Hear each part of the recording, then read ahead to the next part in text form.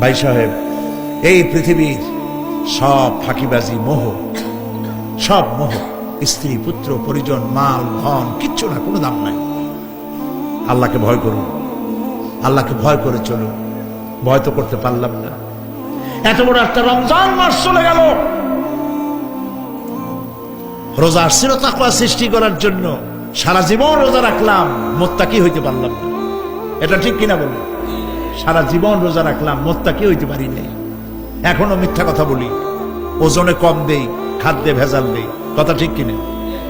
মিথ্যা কথা বলতেছেন। মিথ্যা কথা বলা কবিরা গুনাহ। মিথ্যা কথা বলা সমস্ত গুনার মা। কথায় কথায় মিথ্যা বলা হচ্ছে। দোকানদারি করতেছেন, কষ্ট করে মাল কিনছেন, লাভের জন্যই তো কিনছেন, মিথ্যা কন কেন? ওজনে কম দিচ্ছেন, ভেজাল দিতেছেন, ভেজাল দিয়া কম দিয়া কয় টাকা উপার্জন করবেন? আর কতগুলি খাইতে পারবেন আপনি? চাউলের মধ্যে তুষ দিলেন, কুড়া দিলেন, পাথর দিলেন। আহারে মুসলমান, কি কপাল পোড়া!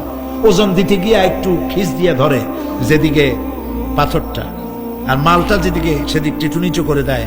যে কেনে সে মনে করে মাশাআল্লাহ, লোকটা তো খুব ভালো, আবার তো বেশি দিছে। কিন্তু বাড়ি যায় দেখবেন আপনারা 14 গ্রাম কম দিছে। ও 14 গ্রাম তো যায় না,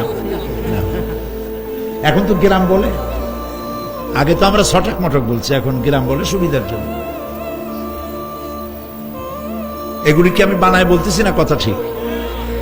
লাভটা কি? কি লাভ? জমিনের আইল ঠেলতেছেন, পরের জমিন দখল করতেছেন, বোনেরে ঠকাইছেন, ভাইরে ঠকাইছেন, ভাইয়ের সম্পত্তি ফেরত দেন নাই। আহা, এই যে দুরবস্থার সৃষ্টি হলো, আমলের পরিবর্তন হলো না। মসজিদ বানাইছি সব দালান, মসজিদগুলি সব বিল্ডিং হয়ে গেছে।